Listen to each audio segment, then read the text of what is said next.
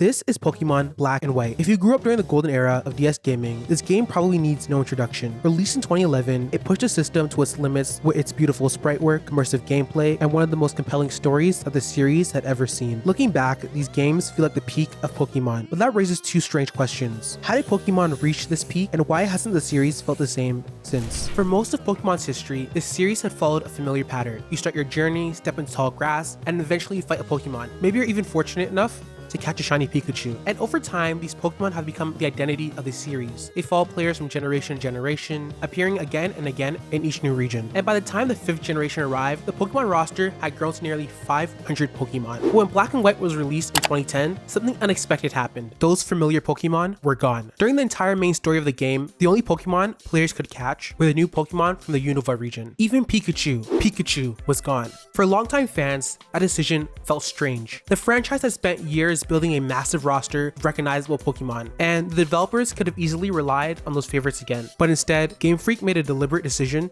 to start fresh. The goal behind this change was surprisingly simple. The developers wanted players to experience the same feeling they had when Pokemon was first created in the late 1990s. I mean, just take a second to think back to the first time you played Pokemon. You had no idea what was in the tall grass, and every encounter was a mystery. I remember catching Lillipup as one of my first Pokemon, grinding it out to like level 73, and making it my main Pokemon. I thought it was one of the most OP Pokemon ever. I didn't need a guide or meta chart to have fun. There was no optimizing my roster. It was just, oh, that Pokemon looks good, let me catch it. That's a sense of joy and discovery that Pokemon Black and White tried to bring back. The reset had forced players to experiment again. Teams were built around entirely new Pokemon with different abilities. That small design change changed the entire rhythm of the adventure. Exploration felt unpredictable again, and every new route carried the possibility of encountering something completely unfamiliar. Actually, for me, Pokemon Black and White was the first Pokemon game I played, so I had the opposite experience. After I finished Black and White, I played the older titles like Soul Silver and Heart Gold, and playing those games made me appreciate the series even more. I really appreciate the risk that Game Freak took overhauling the entire roster. Fun fact, do you know that Pokemon Black and White introduced 156 new Pokemon, which remains the largest added number in one generation till this date? Black and White also marked a special time in Pokemon world building. The entire region of Unova was built around the idea of rediscovery. You see, previous Pokemon regions were heavily inspired by areas of Japan, but Unova took a different direction. The region was modeled after New York City and the surrounding areas of the United States, which immediately gave the world a distinct identity. Cities were also larger and more detailed than anything the series had attempted before. Castelia City, for example, felt enormous compared to previous towns. Tall buildings lined the streets, and crowds constantly moved throughout the environment. The layout of the city also created a sense of exploring an actual urban space rather than a simple game map. The world itself began to feel more alive. There was so much to explore that showing all the city content could be a whole video in itself. But that was not even the most noticeable change, because the battles had evolved. In earlier Pokemon games, battles were mostly static. Pokemon were on screen and remained mostly still while attacks played out. But Black and White changed this by introducing fully animated battle sprites. You see, every Pokemon constantly moved during battle. They shifted their weight, they breathed, they react when attacks landed. Those small details gave battles a surprising sense of energy. The Pokemon felt more like living participants and not just images placed on the screen. And when all these changes are viewed together, a clear pattern emerges. Black and White didn't just simply introduce new Pokemon or a new region.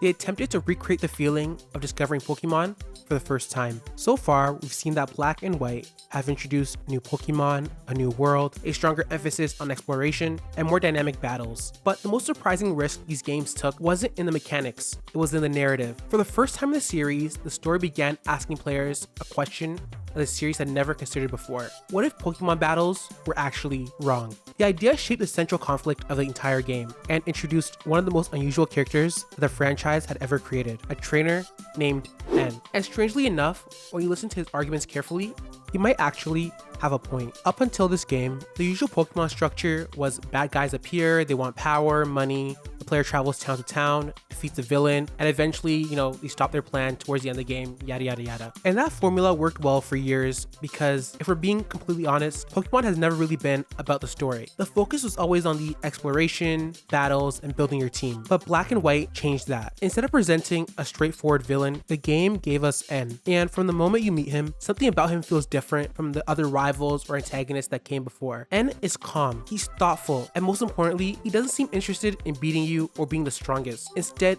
we ask questions that feel surprisingly uncomfortable for a Nintendo IP, especially for a Pokemon game. Why do humans make Pokemon fight? Do Pokemon actually want to battle? And if they don't want to battle, what right do trainers have to command them? And for a series that's always treated battles as harmless competition, this was strange. Yet the game kept returning to these ideas throughout the journey. Each time you encountered N, the conversation became slightly deeper. He explained that he believes Pokemon are forced into battles by humans, and in his view, the only ethical solution is to separate Pokemon from their trainers entirely. This belief will become the foundation for his organization, Team Plasma. At first, Team Plasma isn't like your traditional villain group. Instead of threatening the region with destruction or domination, they travel town to town giving speeches about Pokemon liberation. Some citizens dismiss them entirely, but others begin to wonder if they might actually be right. That subtle tension spreads throughout the entire region. Gym leaders, trainers, ordinary characters start discussing this idea. Are Pokemon truly partners, or are they just being used for human entertainment? For the first time in the series, the central conflict isn't about stopping a villain, it's about a debate. I remember listening to N's arguments as a kid, and I couldn't help but genuinely wonder if he was right. Like, N really had kid me staring at the sky,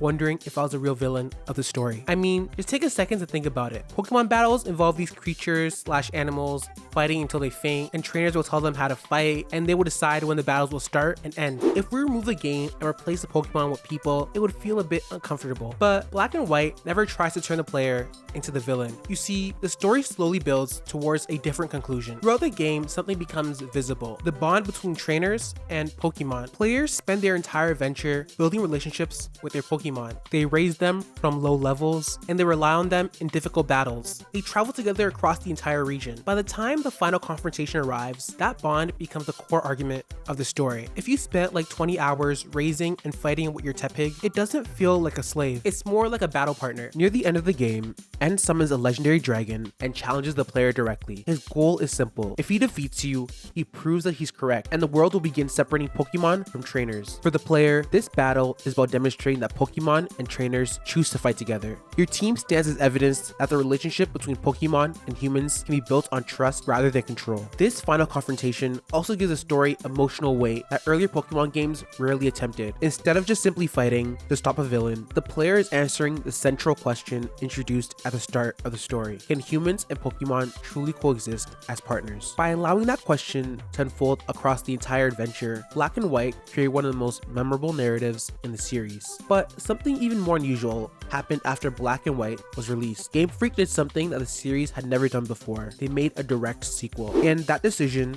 would create one of the most unique follow-ups in Pokemon history. The games known as Black 2 and White 2. For most of Pokemon's history, each generation followed the same pattern. Two main games would release first, introducing a new region and new Pokemon, and sometime later, an enhanced version will arrive and refine that experience. For example, Pokemon Yellow expanded on Red and Blue, Crystal followed Gold and Silver, and Emerald did the same for Ruby and Sapphire, and Platinum redefined Diamond and Pearl. These third versions usually improved mechanics, would change the story a bit, and added new areas to explore, but the core adventure pretty much stayed the same. So when time came to follow up Black and White, most people expected the same formula, but instead, Game Freak did something unusual. Rather than just releasing a third version, the developers chose to create a sequel. Pokemon Black and White 2 took place 2 years after the main event of the original games. Instead of resetting the world though, and retelling the same journey again, the developers allowed Unova region to move forward. That decision immediately changed the feeling of the game. When you compare both games, you can see the differences. Towns look different. Certain areas had grown or expanded. Characters had moved on with their lives. Gym leaders returned with new roles and new responsibilities. The region didn't feel static. It felt like a place that time had actually passed in. This feeling of progression and change made the game world feel more believable. When players went back to familiar locations, they could see how the events from the previous story had affected the region. Even the structure and how the game worked had changed. While the original Black and White restricted players to only using Pokemon from the Unova region, the sequel changed that. Players could now bring in their favorite Pokemons from previous generations and build teams with them. This gave the region a broader sense of diversity while still preserving the game's identity. But the sequels didn't just expand the world, they also introduced new systems that highlighted the history of Pokemon. One of the most impactful and popular additions was the Pokemon World Tournament. This feature allowed players to battle famous trainers players from all across the Pokemon series. Gym leaders and champions from other regions returned as opponents, including characters from Kanto, Johto, Hoenn, and other regions. For longtime fans, this felt like a celebration of Pokemon history. Instead of existing as an isolated generation, the series felt more connected. Players could face iconic trainers from across the entire franchise. The series also added something that wasn't very common in Pokemon games: difficulty options. Black 2 and White 2 introduced both Challenge Mode and Easy Mode. Challenge Mode increased the strength of enemy trainers and improved their strategies, and Easy Mode reduced the difficulty for players who wanted a more relaxed experience. And although these options were somewhat limited, their inclusion showed that the developers were thinking about how different players would approach the game. For many fans, the Black and White generation represented the peak of Pokemon. The series had refined its systems across multiple games, and by the time the Unova sequels arrived, Pokemon felt confident in what it had become. But strangely enough, this moment also marks the end of this particular chapter in Pokemon history, because while the DS era had spent years perfecting the classic Pokemon formula, the gaming industry was beginning to change, and next-gen hardware was here. The next and current era of Pokemon started with the Nintendo 3DS. The 3DS introduced something that the series had never done before: a completely three-dimensional world. That transition from 2D to 3D will begin with Pokemon X and Y. Now, you might be wondering, why is going from 2D to 3D such a big deal? Well, the problem is that earlier Pokemon games were built on sprite-based art. Characters and Pokemon were detailed pixel images, and the environments were built using tile-based systems that the developers had spent years mastering. Moving to 3D meant rebuilding much of that foundation. Every Pokemon now required a fully modeled body with textures and animations, and by this point, the series already had hundreds of Pokemon. Actually, fun fact, when Pokemon X and Y began development, the roster already had more than 700 Pokemon, all of which needed to be ported from 2D to 3D. This transition changed the focus of development. Instead of refining familiar systems, the team now had to build new 3D frameworks while still producing games. Looking back, this moment represents a turning point. The DS era had perfected the classic Pokemon formula, and the move to 3D forced the series to adapt to a completely new technology. But this shift alone doesn't really explain why Pokemon started to feel different, because when you talk to people about modern Pokemon games, they often assume there's a simple answer. Many people believe that developers just stopped caring, but the reality is far more complicated, and the real reason Pokemon changed may have less to do with the developers themselves and more to do with you. When people criticize modern games, Pokemon included, the explanation kind of sounds the same. The developers became lazy, they stopped caring, they just want money, the usual. And while that's an easy narrative to believe, to understand what really changed about Pokemon, you need to look at not just Pokemon as a video game series, but as a global entertainment franchise. Currently, Pokemon is the highest grossing media franchise in the world. Actually, did you know that since 1990s, Pokemon has earned an estimated $150 billion through games, merchandise, television, and other media? And at the center of that entire ecosystem is the games. Each new generation introduces new Pokemon, characters, and regions that the rest of the franchise will build around. Those same designs appear in anime, on trading cards, and across countless pieces of merchandise. This means that the launch of a Pokemon game isn't just about the game release, it's the beginning of a global production cycle. New anime seasons, trading card expansions, and merch are all coordinated around the launch of that new generation of Pokemon. And because of that structure, delaying a Pokemon game becomes almost impossible. Postponing a release would mess up an entire chain of projects planned years in advance. This is one of the biggest differences between Pokemon and most other game franchises. A game like Elden Ring can spend years in development and be delayed if necessary. Pokemon rarely has that same flexibility. When a series becomes as big as Pokemon, risks become harder to take. When billions of dollars depend on a new generation, stability becomes more valuable than experimentation. This is also what makes the Unova era so special in hindsight. Those games came at a time when Pokemon was already successful, but wasn't the big giant franchise it is today. This meant that developers had both the money and the freedom to experiment. So, could Pokemon ever reach that peak again? Even though the technology has evolved, player expectations have grown, and risks are riskier, that doesn't necessarily mean that the series has lost its ability to innovate. In recent years, Pokemon has tried a few changes. In Legends Arceus, for example, the game shifted its focus from the usual gym battle structure to emphasizing exploration and research. Now, that game wasn't perfect, but it showed the developers were still willing to rethink parts of that formula. Newer titles have also began experimenting with more open worlds, introducing new ways to immerse players in the Pokemon universe. The real concern isn't whether Pokemon can return to that exact structure of the DS era. Our technology and expectations have changed too much for that. The more meaningful question is whether the series can rediscover the spirit that made those games special. The DS era wasn't just memorable because of the 2D sprites or the handheld DSs. It was memorable because the developers were willing to experiment. When people talk about the peak of Pokemon, the discussion often returns to the same moment, the Nintendo DS era, when Black and White and later Black and White 2 brought together years of ideas the series has been building towards. Those those games didn't reinvent Pokemon completely. Players would still travel across a region, build a team, challenge gym leaders, and aimed for the Pokemon League, but the experience felt more fulfilling. The world felt more alive. The story asked deeper questions. Black and White showed what the series could have become when it balanced tradition and experimenting. And maybe that's why those games are remembered so strongly today. Not just because the games were good, but because they showed what Pokemon could be when creativity, confidence, and timing all came together. Knowing all this, the real question is simple. When will the series take the same risk again? Hey guys, thanks for watching the video to the end. This is a really fun video for me to make, and I had a good time, researching all the Pokemon and the history of Pokemon Black and White. So I hope you guys enjoyed it too. Let me know if you guys want more videos like this in the future, and just hit that like and subscribe button. It goes a long way towards helping me make more videos like this.